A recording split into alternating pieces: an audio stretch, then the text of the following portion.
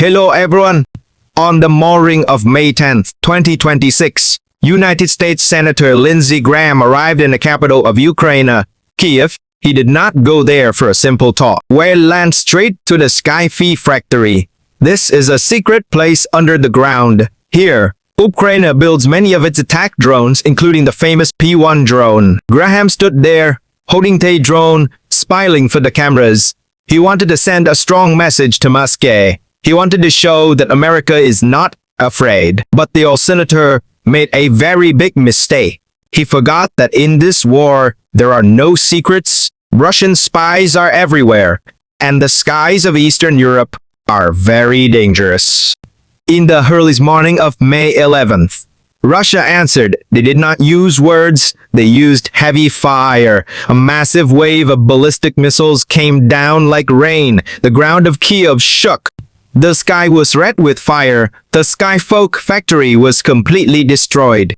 And then a strange thing happened. On the evening of the same day, May 11, Graham's family in America suddenly released an obituary. They said the 71-year-old senator died of a sudden heart illness at his home in South Carolina. What a strange coincidence. The man who wanted to kill President Vladimir Putin, the man who called the death of Russian soldiers the best money America ever spent, died right after he shook hands with Volodymyr Zelensky. The media in Washington quickly told a very simple story. They said his heart just stopped. But so you believe in coincidences in high politics? Let us open the curtain and look at the dark truth behind this drama. Part 1. The secret attack and the silence of the Pentagon. Why is the United States trying so hard to hide what happened in Kiev? The answer is very simple. Pride, power, and fear. Let United States look at the facts. On May 10th, Graham was in Kiev. On the night of May 11th, Russian missiles destroyed the factory he visited. A few hours later, Graham was dead. If Graham was killed by Russian missiles in Kiev, this would be a historic disaster for the United States. Imagine the big newspapers like the New York Times or the Washington Post running this headline: American senator killed by Russian missile in Ukraine. This headline would change the world forever. If this became public, Washington would have only two ways to go, and both ways are a nightmare. The first way is to start Article 5 of NATO. This article says that an attack on one member is an attack on all. If America uses Article 5, they must declare war on Russia. This means World War III. It means nuclear weapons. No politician in Washington, not even the most extreme hawk, wants to start a nuclear war. It is a path to total destruction. The second way is to do nothing. But if America does nothing, they will look very weak. They will have to admit to the whole world that their famous Patriot air defense system is useless. They will have to admit that Russia can kill our top American leader inside Kyiv, and America can only watch in silence. This would be the end of American power on the global stage.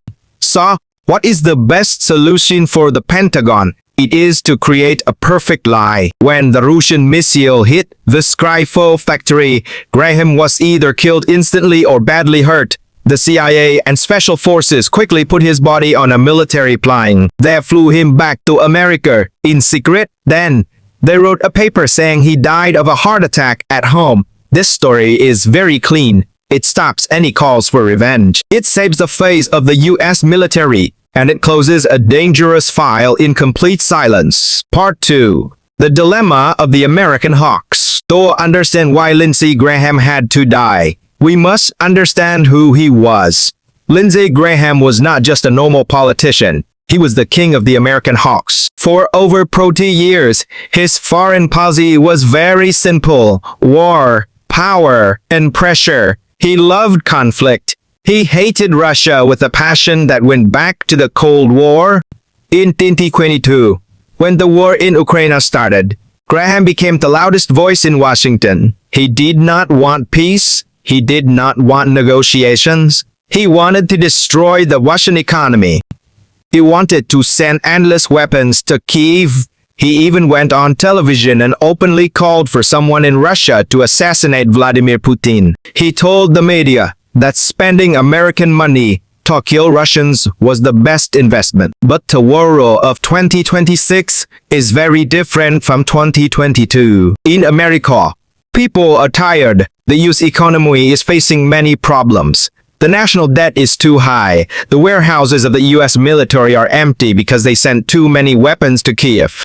More importantly, a large part of the Republican Party, led by Donald Trump, wants to end the war. They want to stop sending billions of dollars to Ukraine. They want to focus on China and the Middle East. To end the war, America must talk to Russia. They must make a deal. But in this plan for peace, Lindsey Graham was a giant wall. Graham had too much power in the Senate. If the White House tried to cut aid to Ukraine, Graham would start a political war. He would go to every news channel. He would call the president a coward. He would say America is surrendering to Russia. He would ruin any chance of a peace deal. So, how do you remove a powerful senator without starting a civil war in Washington? You cannot just fire him. You cannot put him in prison. The only way is to let his own extreme behavior destroy him. And this is where the theory of the borrowed dagger becomes very logical. Part 3. The dangerous game of the spy network. In the world of high-level espionage, there are no friends, only interests. The American intelligence community knew that the Skyfall factory in Kiev was on Russia's target list. Russian satellites monitor Kiev every single day. So, why did they let Graham go there? Why did they let him hold a drone and take pictures? It is very possible that someone in Washington wanted the Russians to know. Imagine a secret agent leaking Graham's travel schedule to a middleman. The information goes from Washington to a neutral country and then to Moscow. The message is simple. On May 10th, Lindsey Graham will be at the Skyfall factory. For Russia, this was a perfect opportunity. The factory is a legitimate military target because it makes weapons. If they attack it, they are not attacking a diplomatic building. They are attacking a war factory. So, Russia fired missiles. The missiles hit the target, the factory went up in flames, and Lindsey Graham went with it. This plan is a masterpiece of dark politics. The anti-war group in Washington got rid of their biggest obstacle. They did not have to pull the trigger. They did not leave any fingerprints. Russia did the dirty work for them, and Russia was happy because they destroyed a major enemy. It was a deal written in blood, where both sides got exactly what they wanted. Part 4. Cold panic in the streets of Kiev. Why Washington and Moscow play their grand games. The government in Kiev is shaking with fear. For Volodymyr Zelensky, Lindsey Graham was not just an American supporter. He was a lifeline. Graham was the man who forced other American politicians to vote for Ukrainian aid. He was the salesman of the war in Washington. When the news of Graham's death reached Kiev, it was like a bomb explode inside the presidential palace. Zelensky realized that the golden age of American aid was over. Within 24 hours, Kyiv fell into complete chaos. Zelensky quickly announced a massive cleanup of his own cabinet. He fired his prime minister, Yulia Svirienko. He also changed the leaders of the SBU, the Secretaries of Ukraine. Why did he do this so fast? Because he is desperate? Zelensky needs to show Washington that he is doing something. He is trying to rebuild his team. He is sending his former prime minister to Washington as an ambassador to beg for money.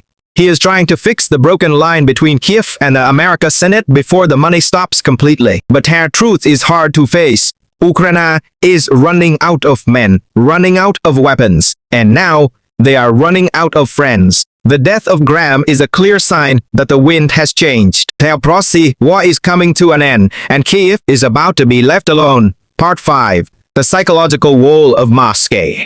For Russia, the death of Lindsey Graham is a major victory, but not just because they removed a dangerous hawk. The real victory is psychological. For the past few years, European and American politicians love to travel to Kiev. They put on their expensive suits, got on comfortable trains from Poland, and arrived in Kiev. They took photos with Zelensky, shook hands, promised billions of dollars, and went home safely.